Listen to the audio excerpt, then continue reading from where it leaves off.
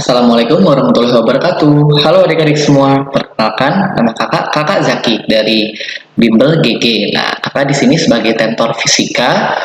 Di video kali ini kakak akan membahas tentang soal-soal mengenai bab pertama fisika kelas 10 SMA, yaitu hakikat fisika dan vektor. Sebelum mulai kakak ucapkan selamat dulu ya bagi adik-adik yang sudah naik ke kelas 10 SMA IPA. Nah, di kelas 10 SMA IPA ini salah satu pelajaran yang akan kita pelajari adalah fisika. Nah, fisika sebenarnya mudah loh adik-adik. Nah, kita perhatikan ya soal-soal berikut yang akan kakak bahas mengenai hakikat fisika dan vektor. Yuk kita coba mulai dari soal nomor 1. Nah, di sini dikatakan cari lambang dimensi dari besaran berikut. Nah, mungkin di sekolah sudah pernah diterangkan ya adik-adik. Jadi hakikat dalam fisika itu ada beberapa istilah yang harus adik-adik pahami dulu. Pertama ada yang namanya besaran. Besaran itu apa? Besaran itu adalah sesuatu yang dapat diukur ya. Dapat diukur. Misalnya kalian ingin mengukur suatu waktu atau mengukur suatu panjang dari sebuah benda misalnya. Nah, besaran tersebut dibagi menjadi dua jenis ya adik-adik. Besaran itu ada dua jenis, ada yang namanya besaran pokok dan ada yang namanya besaran turunan. Besaran pokok dan besaran turunan. Besaran pokok itu apa? Besaran pokok adalah besaran dasar untuk menetapkan suatu besaran lain.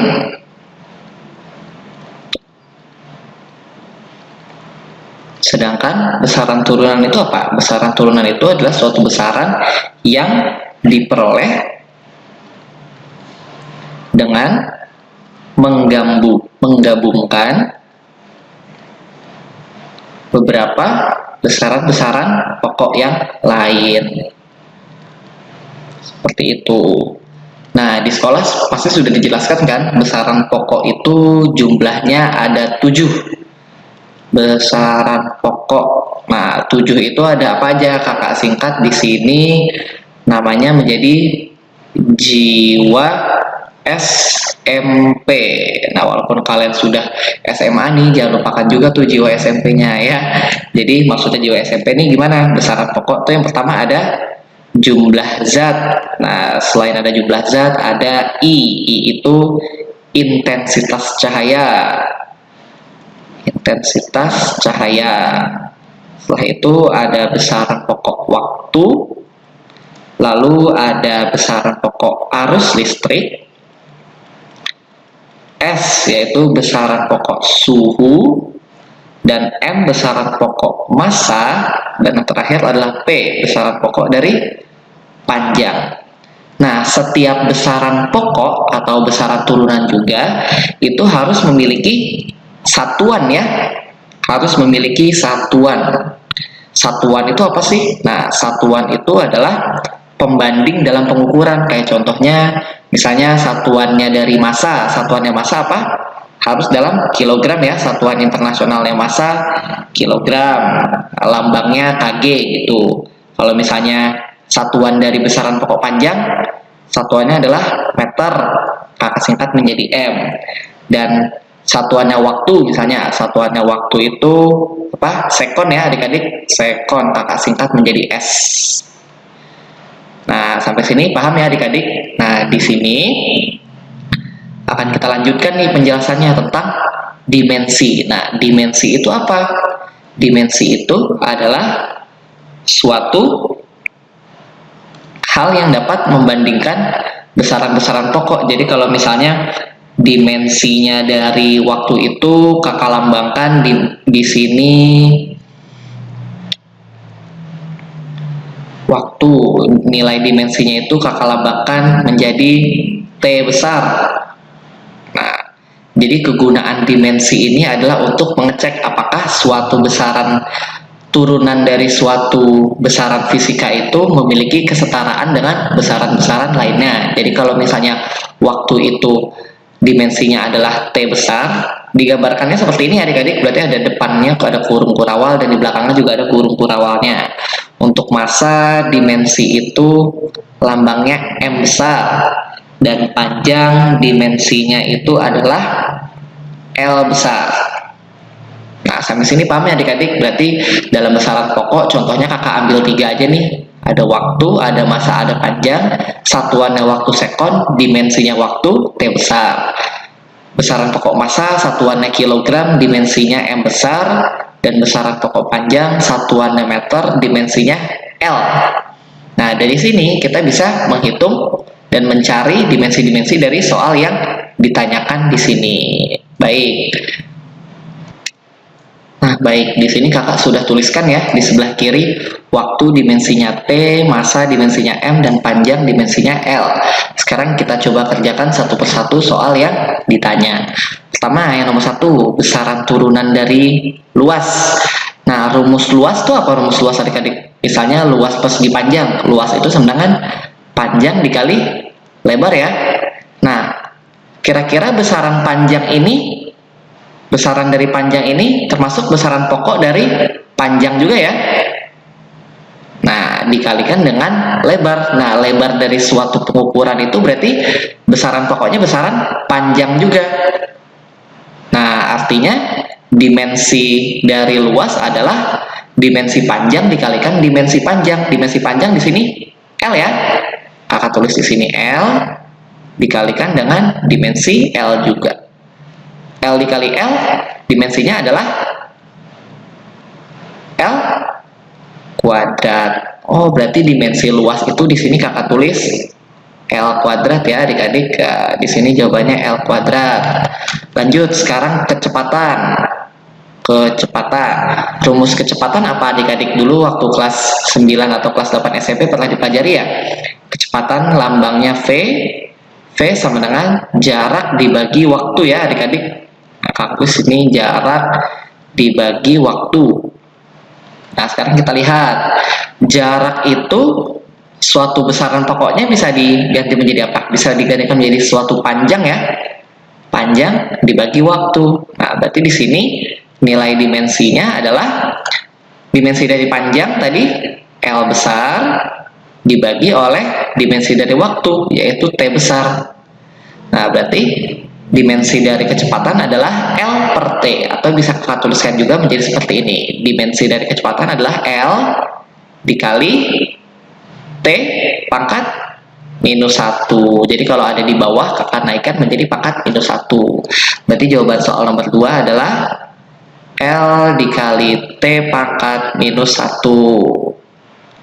Ya, sekarang kita lanjut di soal nomor 3. Berat. Nah, berat itu berarti lambangnya W ya, dulu ya, weight. Nah, berat itu rumusnya adalah M dikali G.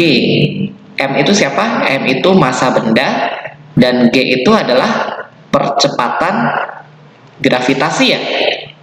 Percepatan gravitasi. Berarti ini rumusnya bisa kakak tulis juga, massa dikali percepatan ya. Nah, masih ada yang ingat rumus percepatan itu apa? Nah, rumus percepatan waktu SMP lambangnya A ya. A itu adalah perubahan kecepatan dibagi waktu. Berarti yang atasnya ini kecepatan,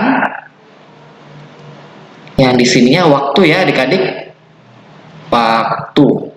Oh, berarti rumus yang ada di sini bisa kakak tuliskan kembali menjadi berat adalah massa dikali percepatan. Percepatannya itu adalah perubahan kecepatan dibagi dengan waktu. Nah, di sini bisa kakak tulis adik-adik. Dimensinya massa apa? Dimensi massa tadi M besar ya. Jadi kakak tulis di sini M besar dikalikan dengan dimensi dari kecepatan. Kita dapatkan ini ya tadi adik-adik. Nah, dimensi kecepatan adalah L besar dikalikan T besar pangkat minus 1 dibagi dengan waktu. Waktu itu dimensinya adalah T. Nah, berarti jawabannya adalah M dikali LT pangkat minus 1 dibagi T. Bisa kakak tuliskan menjadi M besar dikalikan L besar dikali T pangkat minus berapa adik-adik? Yang bawah naik ke atas ya. Jadi minus 2. Ini adalah dimensi dari berat. Nah, berat itu berarti bisa kakak tuliskan di sini M besar dikali L besar dikali T pangkat minus 2. Seperti itu adik-adik. Nah, sekarang kita lanjut ke volume ya adik-adik. Lanjut ke volume. Ini kakak hapus dulu ya. Nah, selanjutnya sekarang tentang volume. Rumus volume apa adik-adik? Rumus volume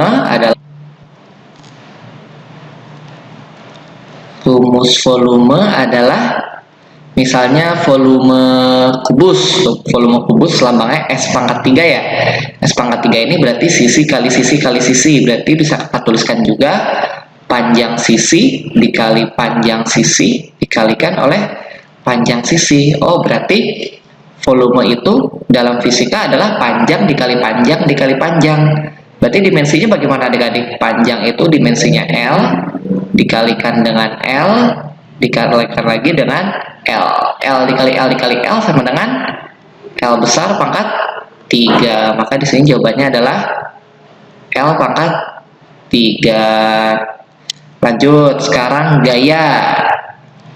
Gaya itu lambangnya F ya adik-adik ya. Gaya adalah rumusnya massa dikali percepatan.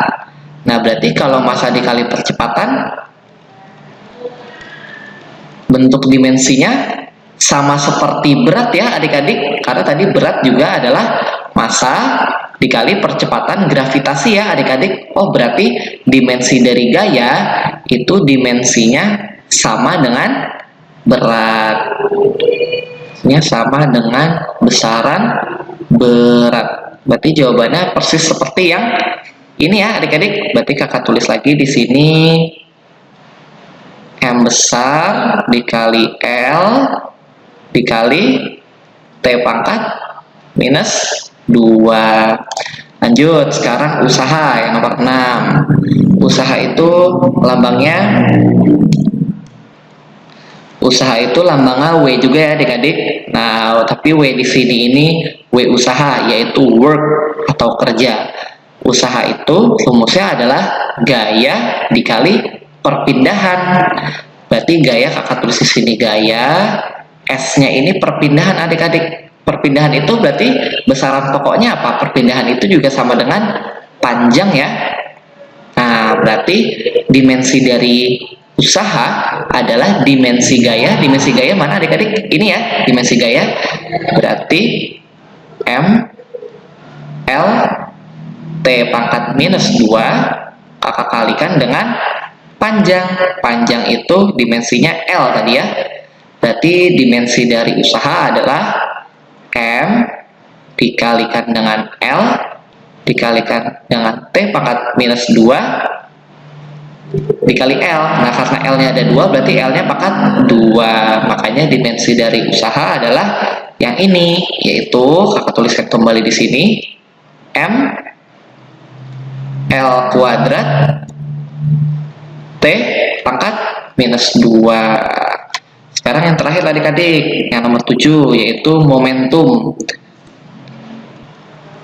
Nah, mungkin untuk rumus momentum belum semuanya dapat ya adik-adik. Kakak tuliskan di sini rumus dari momentum itu adalah massa dikali kecepatan. Nah, berarti dimensinya bagaimana adik-adik? Dimensinya adalah dimensi dari massa dikalikan oleh dimensi kecepatan. Dimensi kecepatan tadi yang ini ya adik-adik. Nah, berarti M dikalikan dengan L T pangkat minus 1. Makanya dimensi dari momentum adalah M L T pangkat minus 1. Berarti kakak tuliskan di sini M L dikali T pangkat minus 1.